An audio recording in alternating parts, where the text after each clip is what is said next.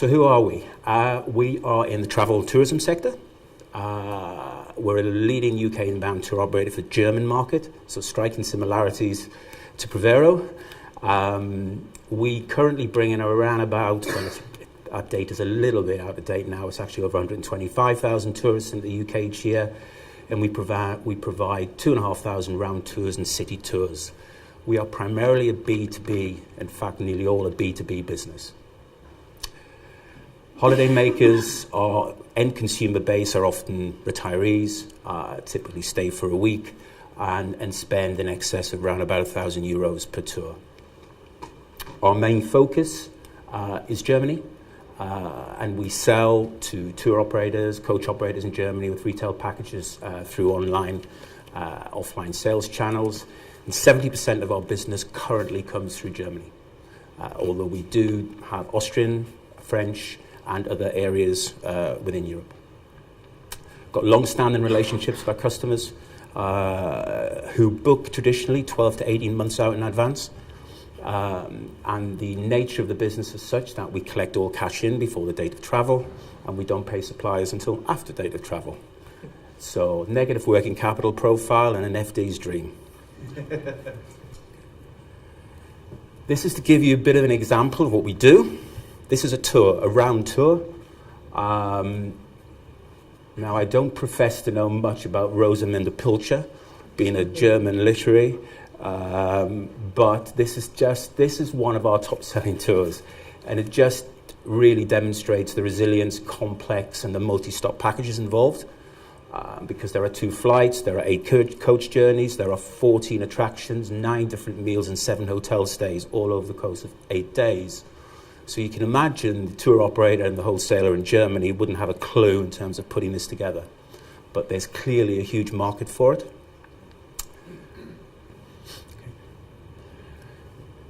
So one of the questions clearly that may spring to mind for you is, with what's happened in travel and tourism, where are the risks and where do we perceive our USP to be as a business?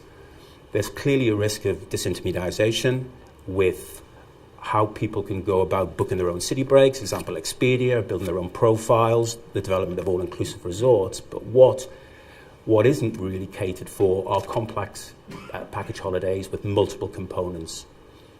Some or all elements can't be booked online, and it needs intervention in terms of human intervention in particular, and expertise in building these products. And of course, pricing can be very variable and is often hidden to the end consumer.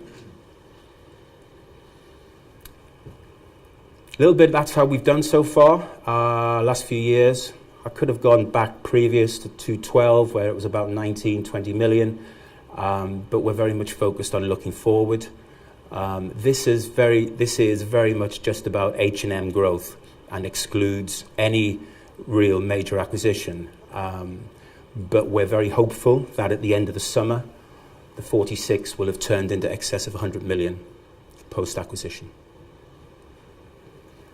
So with the growth profile and where we see this business going, what we found was that it was important to develop reporting, important to look at the incredible amount of data that was growing fast and becoming available.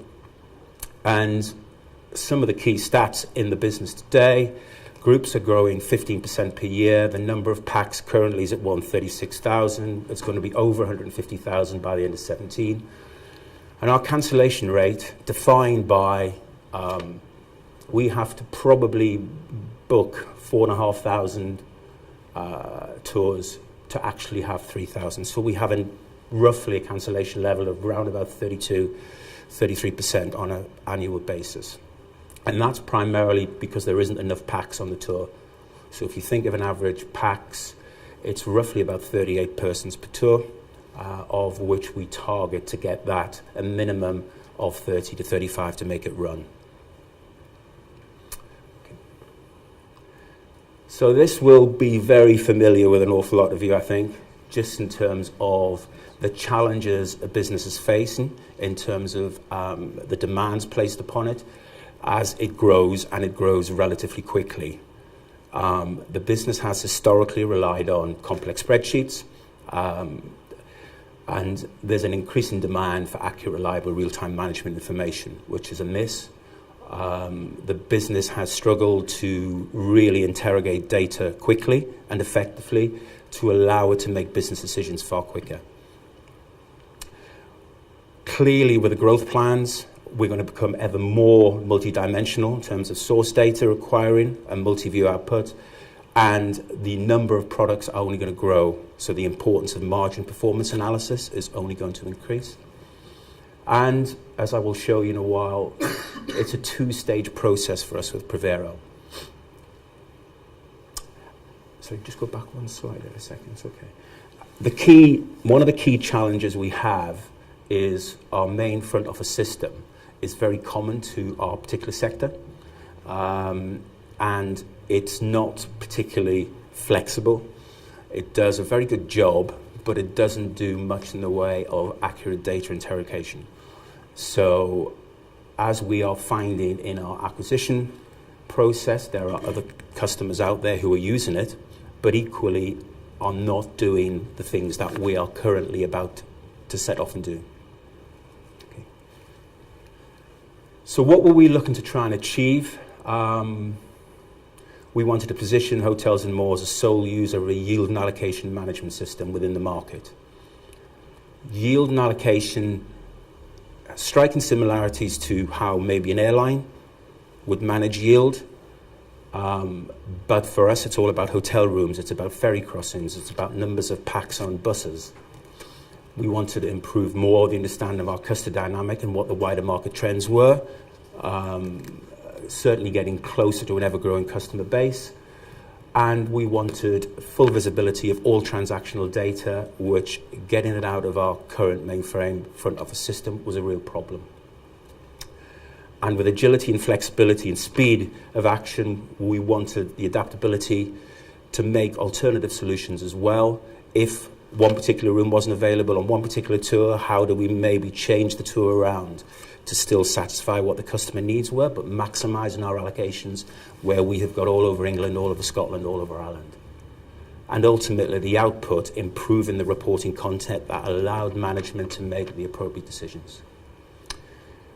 We went through the process, and with all of that in play, Prevero ticked all of the boxes. It came across to us as a very dynamic product. It was incredibly adaptable. It was very agile in terms of its development. And where we saw the business going, we thought it would give us the transferability of using it in different domains, different source markets, different destination markets, and ultimately therefore provide a consolidation output and requirement for the enlarged group. So in year one, it's very much about reduction and over budgets, managing room availability more effectively. To give you, I could put a number on this, but it would quite shock you.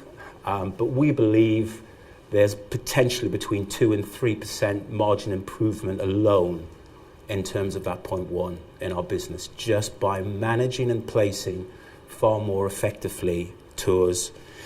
The system that we operate, it's clunky. It held us back. What we've seen now with Prevero and the process changes we've made with Prevero is at the touch of a button, we can move things around and move tours around as quickly and as effectively under real lifetime data. So it's also given us the ability to sell more rooms by optimizing the tours. The PAX numbers and the yield per tour is already, we're seeing through our planning, beginning to go up. Hence, it's going to improve margin and volume as well and better utilization of those allocations. In year two, we'll see the full utilization of the allocation system being linked to the bookings as they come through. And the key part in stage two is the financial reporting tool, which we are going to overlay midway through this year in terms of budget and forecasting. So the information that comes out of the system and is in Prevero, we can align to our overall budget across the group. That's it, I think. Thank you very much.